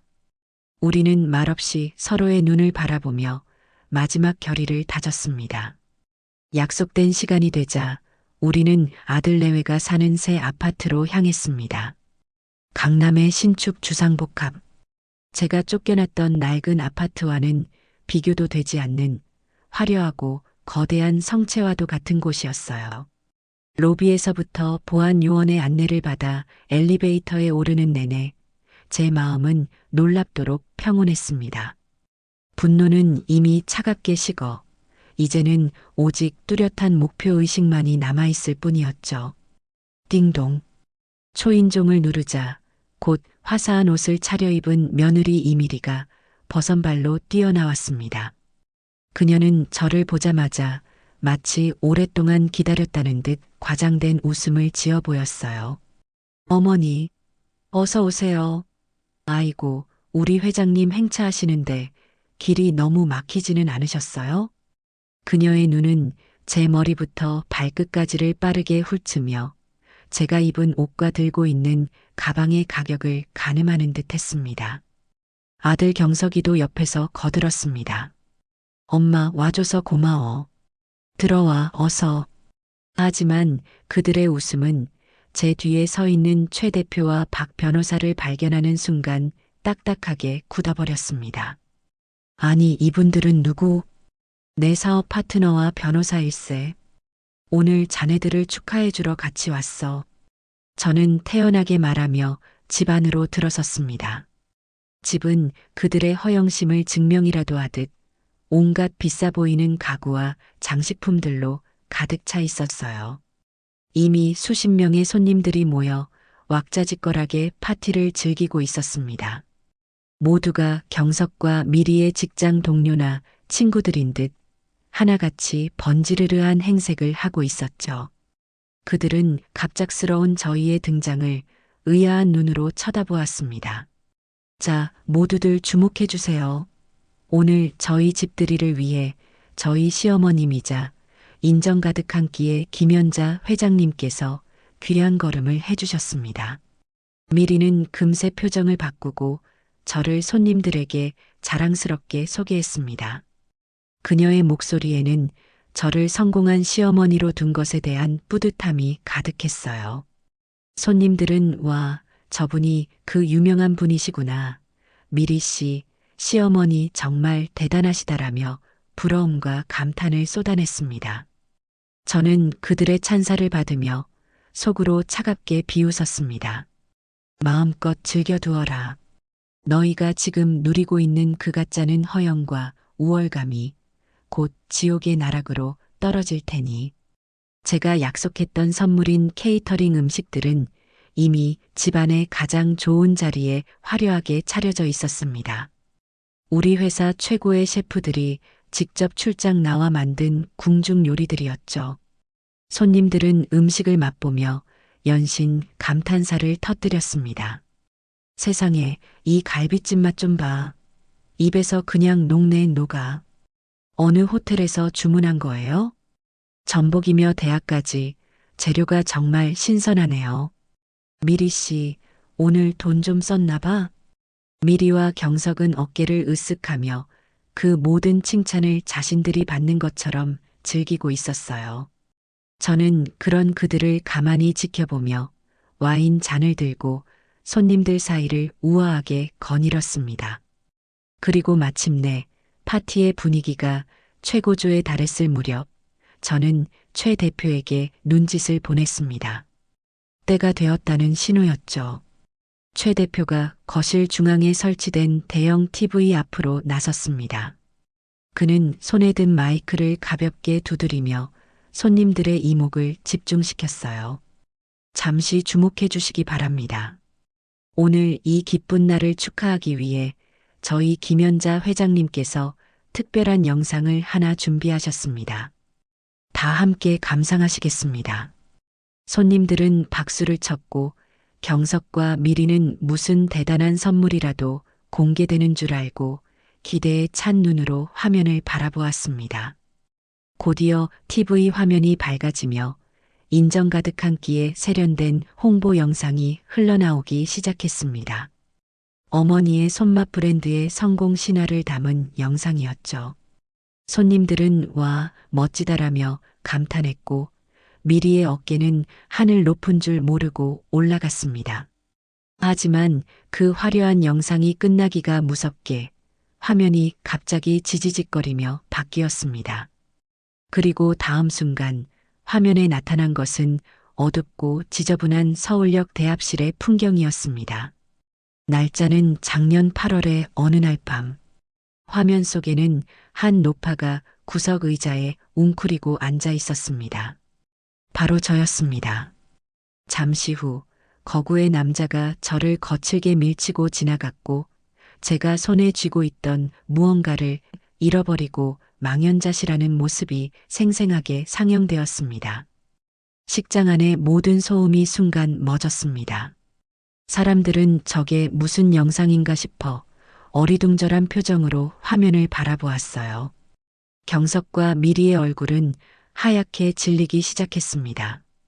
영상은 계속되었습니다. 다음 장면은 땡볕 아래 무료급식소 앞에 길게 줄을 서 있는 저의 모습이었습니다. 땀과 먼지로 얼룩진 얼굴, 초점 없는 눈동자, 남루한 옷차림. 누가 봐도 영락없는 노숙자의 모습이었죠. 식판에 멀건 국을 받아들고 서러운 눈물을 뚝뚝 흘리며 밥을 삼키는 제 모습이 클로즈업 되자 손님들 사이에서는 경악과 충격의 탄성이 터져 나왔습니다. 저게 뭐야? 저 할머니 회장님이랑 닮은 것 같은데? 설마 아니지? 모든 시선이 화면과 저, 그리고 경석 부부에게로 번갈아 향했습니다. 경석과 미리는 이제 사색이 되어 부들부들 떨고 있었어요. 미리는 저를 향해 어머니, 지금 이게 무슨 짓이에요? 당장 끄세요. 라고 비명을 질렀지만 영상은 멈추지 않았습니다. 영상이 끝나고 집안에는 무거운 침묵만이 흘렀습니다. 그 침묵을 깨고 제가 마이크를 잡았습니다.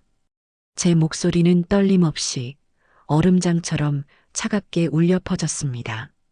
여러분께서 방금 보신 영상이 바로 1년 전 저의 모습입니다.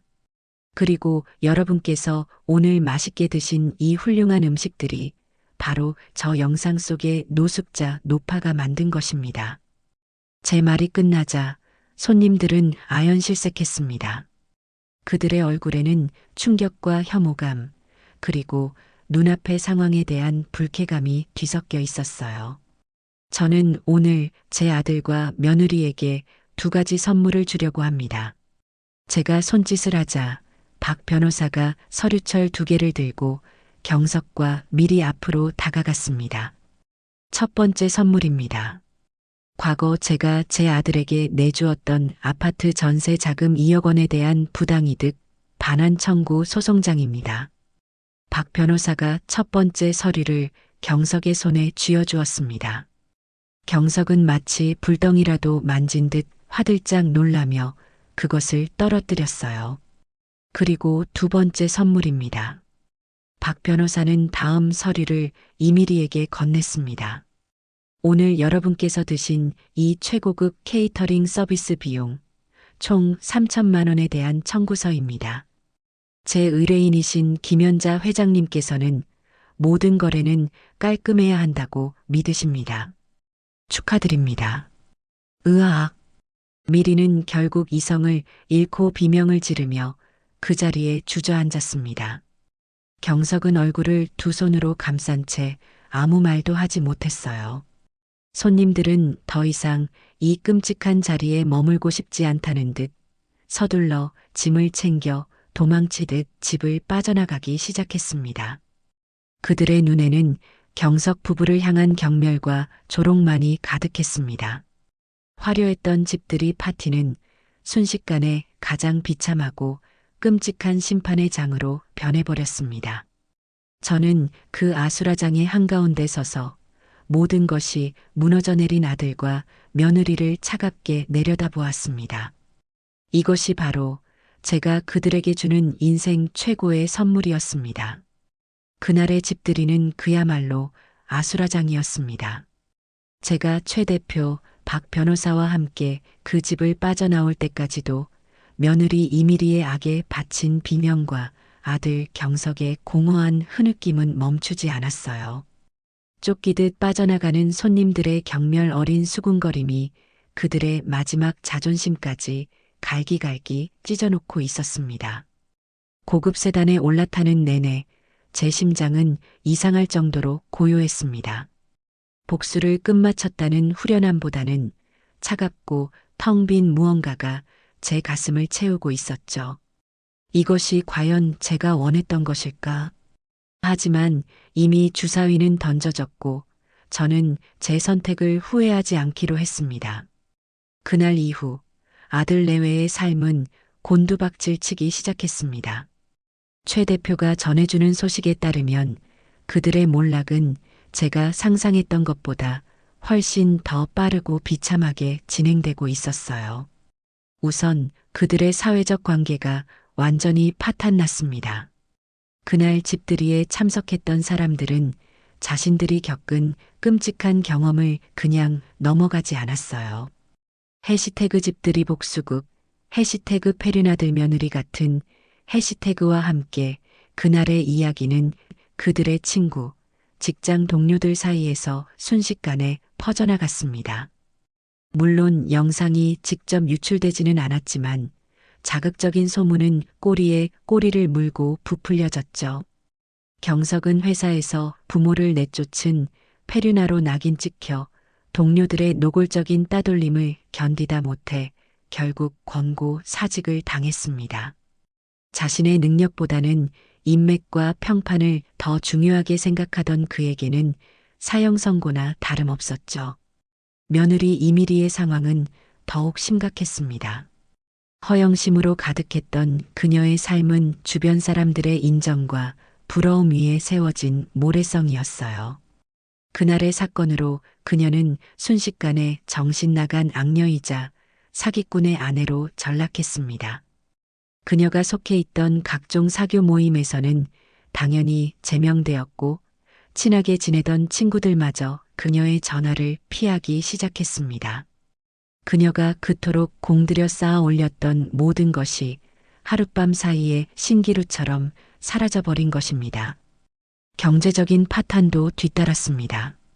제가 제기한 2억 원의 반환 청구 소송과 3천만 원의 케이터링 비용은 그들이 감당할 수 있는 수준이 아니었어요. 그들은 결국 울며 겨자 먹기로 그렇게 자랑하던 강남의 새 아파트를 금매로 내놓아야만 했습니다. 하지만 집을 팔아 제게 빚을 갚고 나니 그들 손에 남는 돈은 거의 없었어요. 그들은 결국 서울 변두리의 허름한 다세대 주택 월세방으로 쫓겨나듯 이사를 가야만 했습니다.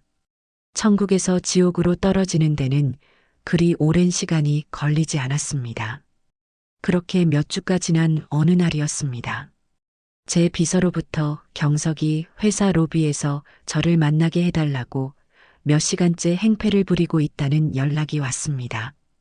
저는 경비들에게 그를 내쫓지 말고 제 사무실로 올려보내라고 지시했습니다.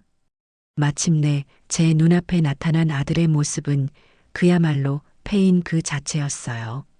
며칠은 감지하는 듯 기름진 머리, 퀭한 눈, 구겨진 옷차림.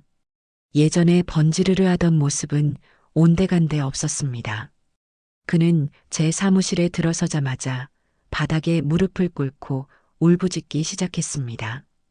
엄마, 제가 잘못했어요. 제발 용서해 주세요. 네, 엄마. 그는 제 발치에 매달려 눈물 콧물을 쏟아내며 빌었습니다.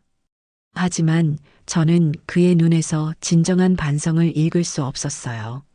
그의 눈물은 자신의 죄에 대한 참회가 아니라 모든 것을 잃어버린 자신의 처지에 대한 한탄일 뿐이었습니다. 제가 정말 죽을 죄를 지었습니다. 다시는 안 그럴게요. 제발 소송 좀 취하해 주시고 저희 좀 살려주세요. 엄마, 돈 많잖아요.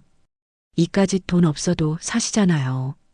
역시나 그의 본심은 결국 돈이었습니다.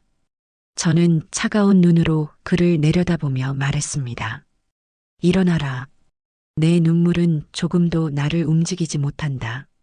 제 말에 경석은 울음을 그치고 저를 올려다보았습니다. 그의 눈에 원망이 서리기 시작했어요. 어떻게 아들한테 이럴 수가 있어요. 엄마 때문에 내 인생이 전부 망했어. 내가 뭘 그렇게 잘못했는데. 미리 성화에 못 이겨서 잠깐, 아주 잠깐 그런 것뿐인데 그걸 가지고 이렇게까지 사람을 망가뜨려야 했어요? 그의 입에서 쏟아져 나오는 말들은 가관이었습니다. 그는 여전히 모든 것을 제 탓, 며느리 탓으로 돌리고 있었어요. 자신의 어리석음과 비정함에 대해서는 조금도 깨닫지 못하고 있었습니다. 저는 깊은 실망감에 한숨을 내쉬었습니다. 이 녀석은 아직도 멀었구나. 징벌만으로는 부족하구나. 마지막 가르침이 필요하겠구나. 저는 그가 모든 변명과 원망을 쏟아내고 지쳐서 헐떡일 때까지 가만히 기다려 주었습니다.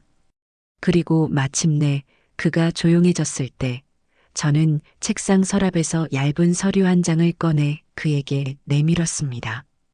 이게 뭐예요? 입사 지원서다. 네. 경석은 이해할 수 없다는 표정으로 저를 쳐다보았습니다. 너가 진정으로 네 잘못을 뉘우치고 너가 버린 어미에게 용서를 구하고 싶다면 돈이 아니라 땀으로 증명해라. 너가 그토록 무시하고 경멸했던 사람답게 사는 것이 무엇인지 네 몸으로 직접 배워봐라. 저는 차갑고 단호한 목소리로 말했습니다. 내일부터 우리 회사 물류창고로 출근해. 다른 직원들과 똑같이 아침부터 저녁까지 땀 흘려 상자를 나르게 될 거다. 시간당 최저임금을 받게 될 거야. 너가 그 돈으로 내 빚을 모두 갚는 날, 그때가 되면 내가 너를 다시 아들로 받아들일지 한번 생각해 보겠다. 제 제안에 경석은 아연실색했습니다. 번듯한 사무직으로만 일해왔던 그에게 육체 노동은 상상조차 해보지 못한 일이었을 겁니다. 지금 저더러 막노동을 하라는 말씀이세요? 선택은 너의 몫이다. 이 지원서를 쓰고 새로운 삶을 살든 아니면 이대로 영원히 내 눈앞에서 사라지든 스스로 결정해라.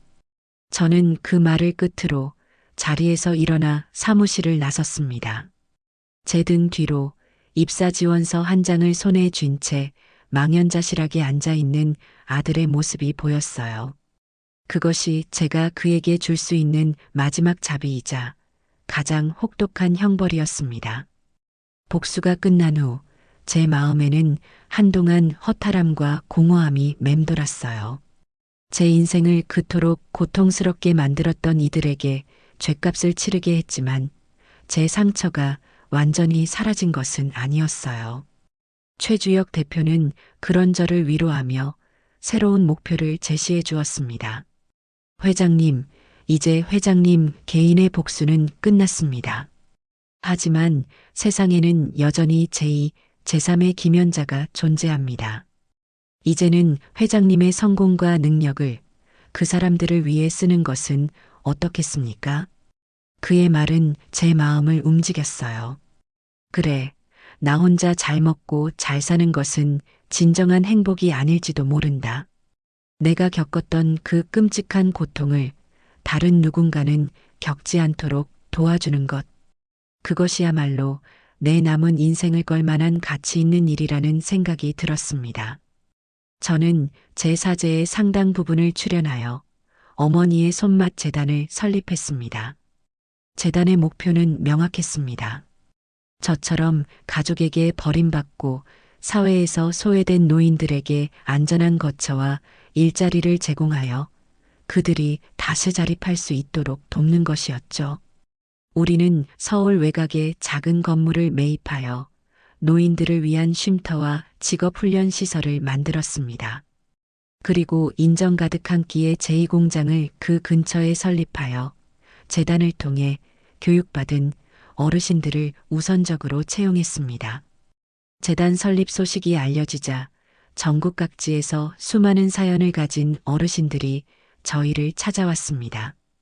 저는 그들의 이야기를 하나하나 들어주며 그들의 아픔에 공감했습니다. 그리고 그들에게 말해주었죠. 당신들은 결코 쓸모없는 존재가 아니라고, 당신들의 오랜 경험과 지혜는 그 무엇과도 바꿀 수 없는 소중한 자선이라고. 재단은 단순한 구호시설이 아니었습니다. 그곳은 절망에 빠진 이들이 다시 희망을 꿈꾸고 서로의 상처를 보듬어주는 따뜻한 공동체, 새로운 가족이 되어 주었습니다. 한편 아들 경석에 대한 소식은 간간히 공장장을 통해 전해 들었습니다. 그는 결국 제 제안을 받아들여 물류창고에서 상자를 나르는 일을 시작했다고 합니다. 처음 한 달은 매일같이 곡소리를 내며 힘들어했고 몇 번이고 그만두려 했다고 해요. 하지만 그는 결국 포기하지 않았습니다. 쫓겨나듯 이사간 월세방의 보증금과 밀린 생활비를 감당하기 위해서는 그 일이라도 감지덕지해야 하는 처지였기 때문이죠. 그렇게 몇 달이 지났습니다. 어느 날 퇴근 후 사무실에 돌아오니 제 책상 위에 낡은 봉투 하나가 놓여 있었습니다. 봉투 안에는 꼬깃꼬깃한 지폐 몇 장과 함께 서툰 글씨로 쓴 쪽지 한 장이 들어 있었어요. 죄송합니다. 경석이었습니다. 그가 땀 흘려 번 첫 월급의 일부를 제게 빚을 갚겠다며 두고 간 것이었죠. 저는 그 세 글자를 한참 동안이나 가만히 들여다보았습니다. 그 짧은 글자 속에서 저는 처음으로 아들의 희미한 진심을 느낄 수 있었습니다. 물론 그가 저지른 죄가 이 쪽지 한 장으로 씻길 수는 없을 겁니다. 우리의 관계가 예전으로 돌아갈 수도 없겠죠. 하지만 저는 그 쪽지를 버리지 않고 제 책상 가장 깊은 곳에 넣어두었습니다. 어쩌면 아주 오랜 시간이 흐른 뒤에 제가 그를 용서할 수 있는 날이 올지도 모른다는 작은 희망을 품어보면서요. 시간이 흘러 재단 설립 1주년이 되는 날이었습니다. 저는 재단이 운영하는 식당에서 저의 새로운 가족들과 함께 조촐한 기념 파티를 열었습니다. 식당의 가장 큰 테이블에는 제가 손 내밀어준 수많은 어르신들과 저를 언제나 든든하게 지지해주는 최 대표와 인정 가득한 끼의 직원들, 그리고 재단의 젊은 사회복지사들이 함께 둘러앉아 웃음꽃을 피우고 있었어요. 테이블 위에는 저희 공장에서 생산된 어머니의 손맛 제품들로 차려진 풍성한 음식들이 가득했습니다. 모두가 함께 만들고 함께 나누는 행복한 밥상이었습니다. 저는 그 모습을 바라보며 제 평생 처음으로 느껴보는 충만한 행복감에 휩싸였습니다. 저는 와인 잔을 들고 자리에서 일어났습니다. 그리고 저를 바라보는 따뜻한 눈빛들을 향해 진심을 담아 말했습니다. 제가 가장 힘들고 외로웠을 때 저를 살린 것은 한 그릇의 따뜻한 밥이었습니다. 밥은 그저 배를 채우는 음식이 아니라 사람의 마음을 위로하고 다시 일어설 힘을 주는 희망이라고 믿습니다. 여기 계신 모든 분들이 바로 저의 희망이고 저의 가장 소중한 가족입니다. 여러분이 있어서 저는 더 이상 외롭지 않습니다. 감사합니다. 제 말이 끝나자 모두가 뜨거운 박수를 보내주었습니다. 저는 제 자리인 테이블 상석에 앉아 행복하게 웃고 있는 사람들의 얼굴을 하나하나 눈에 담았습니다. 한여름 밤의 악몽은 이제 끝났어요. 저를 내쫓았던 아들 내외에 대한 복수심도 이제는 희미한 과거의 기억이 되었어요. 저는 제 손으로 직접 그 어떤 복수보다도 더 값지고 위대한, 따뜻하고 거대한 저만의 왕국을 일구어냈습니다. 제 발 아래에 펼쳐진 서울의 야경보다 지금 제 눈앞에 이 소박하고 따뜻한 식탁이 훨씬 더 아름답고 찬란하게 빛나고 있었어요. 그것이야말로 제 인생의 진정한 승리이자 완벽한 행복이었습니다. 복수라는 이름의 거대한 폭풍이 핥히고 지나간 자리에 시간이라는 약이 더디게, 그러나 꾸준히 발라지고 있었다. 나는 더 이상 과거의 상처에 얽매여 살지 않았습니다. 내게는 그럴 시간조차 없었어요. 어머니의 손맛 재단은 하루가 다르게 성장했고 나는 눈코 뜰 새 없이 바쁜 나날을 보내고 있었습니다. 재단은 이제 단순히 노인들에게 쉼터와 일자리를 제공하는 것을 넘어 그들의 삶 자체를 기록하고 보존하는 새로운 사업을 시작했습니다. 이름하여 할머니 손맛 전수 사업. 전국 각지에 숨어 있는 평생을 부엌에서 살아온 할머니들의 레시피와 그 안에 담긴 인생 이야기를 기록하여 한 권의 책과 다큐멘터리로 만드는 거대한 프로젝트였죠. 어느 맑은 가을날 나는 프로젝트의 일환으로 강원도의 작은 산골 마을을 찾았습니다. 그곳에는 90이 넘은 연세에도 홀로 텃밭을 가꾸며 된장을 담그는 한 할머니가 살고 계셨어요. 굽이굽이 산길을 돌아 도착한 할머니의 댁은 흙냄새와 구수한 장 냄새가 정겹게 어우러진 시간이 멈춘 듯한 공간이었습니다. 할머니는 수줍은 미소로 우리를 맞이해 주셨고 저는 할머니의 부엌에 앉아 두런두런 이야기를 나누기 시작했습니다. 할머니, 이 된장은 어떻게 이렇게 깊은 맛이 나요? 저희 회사 연구원들이 아무리 분석을 해도 이 맛을 못 내던데. 제 물음에 할머니는 검버섯이 핀 손으로 장독대를 쓰다듬으며 나지막이 말씀하셨습니다. 비법은 무슨? 그냥 볕이 잘 들 때 콩을 삶고 바람이 좋을 때 매주를 띄우고 밤하늘에 별이 총총할 때 소금물을 붓는 기다. 세월이 해주는 거지 사람이 하는 게 아니야. 할머니는 덤덤하게 말씀하셨지만 저는 그 말 속에 담긴 자연의 순리와 기다림의 미학을 느낄 수 있었습니다. 할머니는 당신이 18배 시집와서 시어머니에게 장 담그는 법을 배웠던 이야기, 가난했던 시절 쌀한 토리, 귀에 멀건 죽만 끓여 먹으면서도 장맛 하나만큼은 지켜내려 애썼던 이야기, 그리고 그 장으로 끓인 된장찌개를 먹고 자란 자식들이 모두 도시로 떠나버린 이야기까지. 그녀의 주름진 얼굴과 투박한 손에는 한 여성의 고단했던 일생이 고스란히 담겨 있었습니다. 저는 그 이야기를 하나하나 놓치지 않고 가슴에 새겼습니다. 이것은 단순히 음식을 만드는 법에 대한 기록이 아니었어요. 그것은 한 시대를 살아온 우리 어머니들의 위대한 역사 그 자체였습니다. 그렇게 며칠간의 출장을 마치고 서울의 사무실로 돌아왔을 때 최주혁 대표가 저를 기다리고 있었습니다. 그의 얼굴에는 언제나처럼 든든한 미소와 함께 무언가 중요한 소식을 전하려는 듯한 긴장감이 감돌았어요. 회장님, 출장은 어떠셨습니까? 좋았어. 아주 귀한 것을 배우고 왔다네. 저는 만족스럽게 웃으며 자리에 앉았습니다. 최 대표는 제게 따뜻한 차를 한 잔 건네며 조심스럽게 서류 봉투 하나를 내밀었습니다.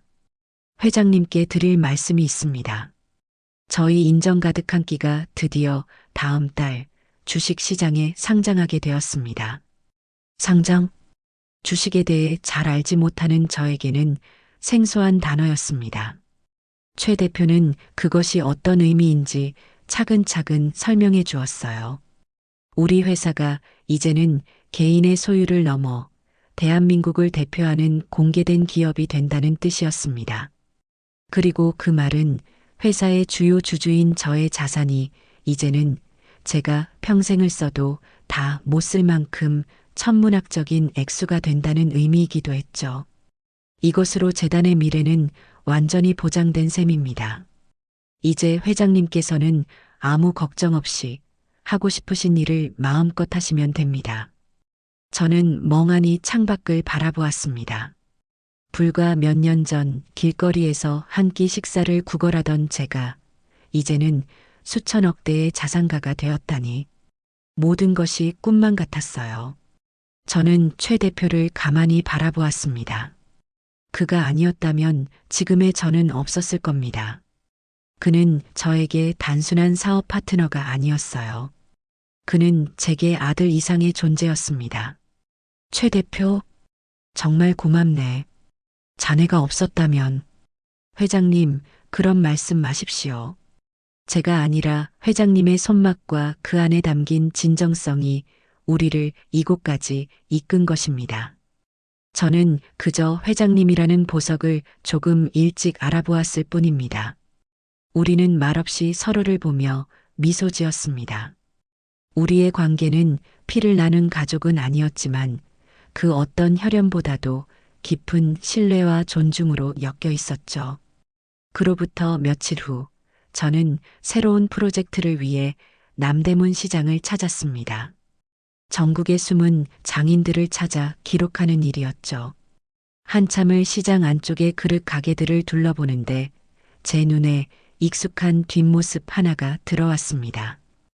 허름한 앞치마를 두르고 좌판에 앉아 손님과 실랑이를 벌이고 있는 한 여인. 제 심장이 쿵 하고 내려앉았습니다. 며느리 이밀이었습니다. 한때는 최고급 명품만을 휘감고 다니던 그녀였습니다. 하지만 지금 그녀의 모습은 시장의 어느 상인과도 다를 바 없는 삶에 찌든 초라한 모습이었어요. 아마도 경석과 헤어진 후 친정으로 돌아가 부모님의 가게 일을 돕고 있는 모양이었습니다. 그녀는 손님과 가격 문제로 목청을 높여 싸우다가 문득 고개를 돌렸습니다. 그리고 저와 눈이 마주쳤습니다. 그 순간 그녀의 얼굴에 스쳐 지나간 감정들은 복잡 미묘했습니다. 놀라움, 당혹감, 그리고 깊은 수치심과 꺼지지 않은 증오. 그녀는 마치 귀신이라도 본 사람처럼 얼굴이 새하얗게 질리더니 황급히 고개를 돌려버렸습니다. 저는 더 이상 그녀에게 다가가지 않았습니다. 아무 말도 하지 않았어요. 그저 말없이 그녀의 뒷모습을 잠시 바라보다가 조용히 발걸음을 돌렸습니다. 그녀에게 더 이상의 복수는 무의미했습니다. 그녀는 이미 자신의 그릇에 맞는 삶을 살고 있었으니까요. 남을 짓밟고 올라서려 했던 그녀의 욕망은 결국 그녀 자신을 가장 낮은 곳으로 끌어내린 셈이었습니다.